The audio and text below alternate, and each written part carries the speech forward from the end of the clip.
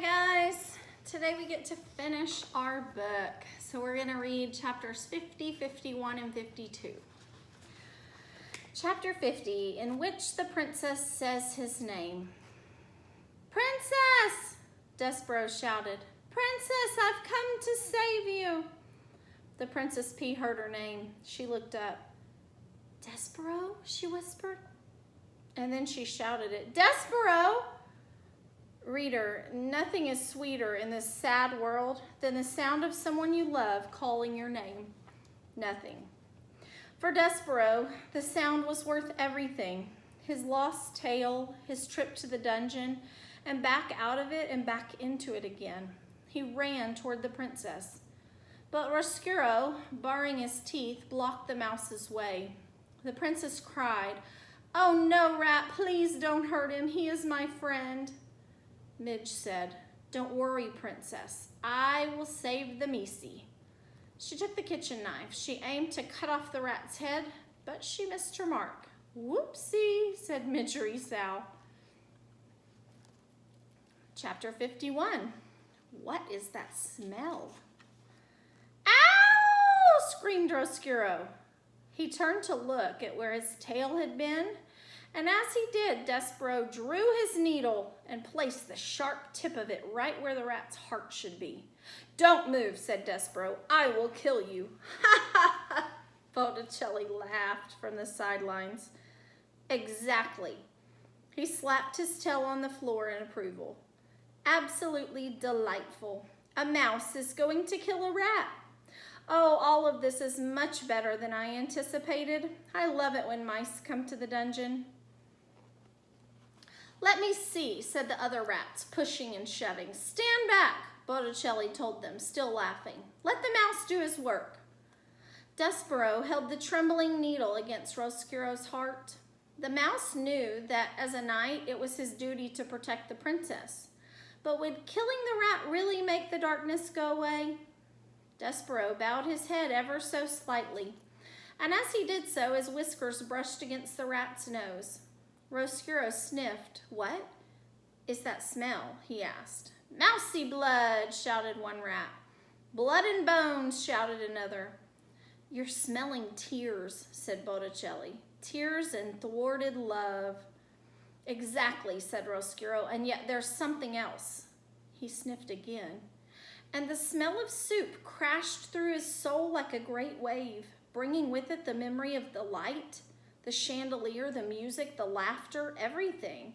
All the things that were not, would never, could never be available to him as a rat.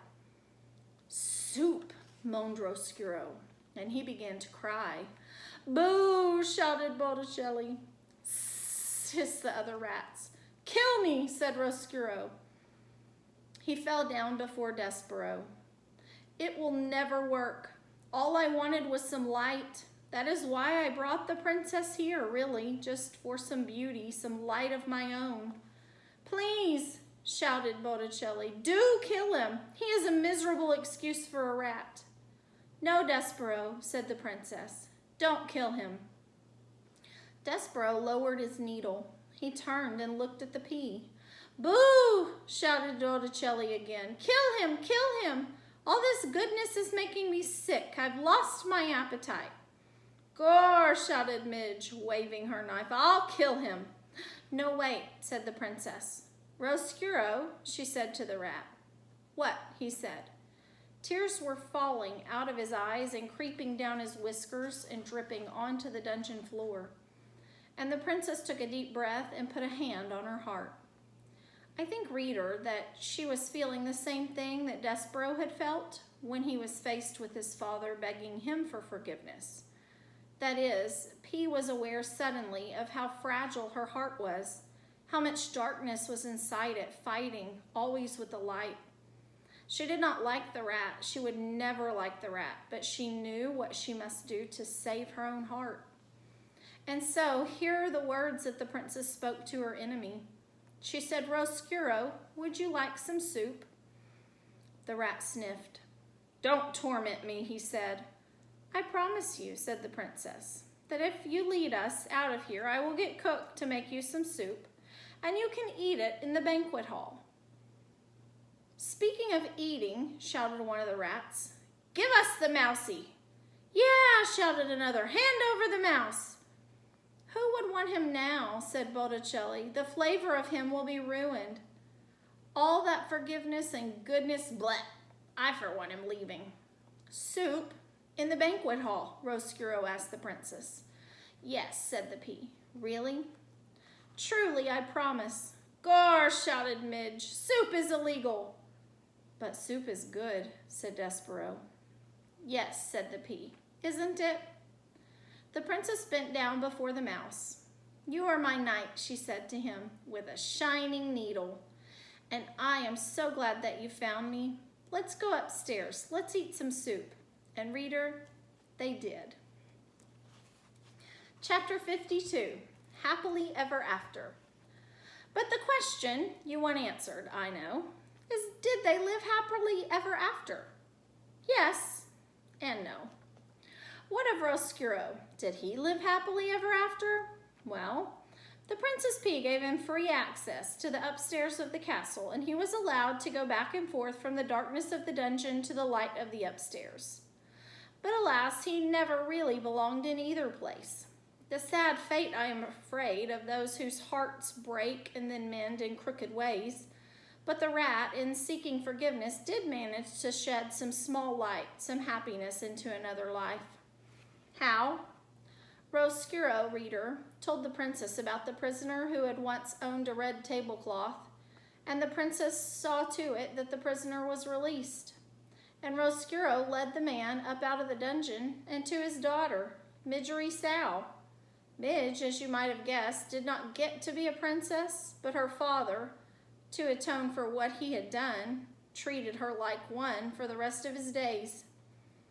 And what of Despero? Did he live happily ever after? Well, he did not marry the princess, if that is what you mean by happily ever after. Even in a world as strange as this one, a mouse and a princess cannot marry. But reader, they can be friends, and they were. Together they had many adventures. Those adventures, however, are another story, and this story, I'm afraid, must now draw to close. But before you leave, reader, imagine this. Imagine an adoring king and a glowing princess, a serving girl with a crown on her head, and a rat with a spoon on his, all gathered around a table in a banquet hall. In the middle of the table, there is a great kettle of soup. Sitting in the place of honor, right next to the princess, is a very small mouse with big ears, and peeking out from behind a dusty velvet curtain, looking in amazement at the scene before them, are 4 other mice. Mon Dieu, look, look, says Antoinette. He lives, and he seems such the happy mouse. Forgiven, whispers Lester. Cripes, says Furlow. Unbelievable. Just so, says the threadmaster Hovis, smiling. Just so. And reader, it is just so, isn't it? The end.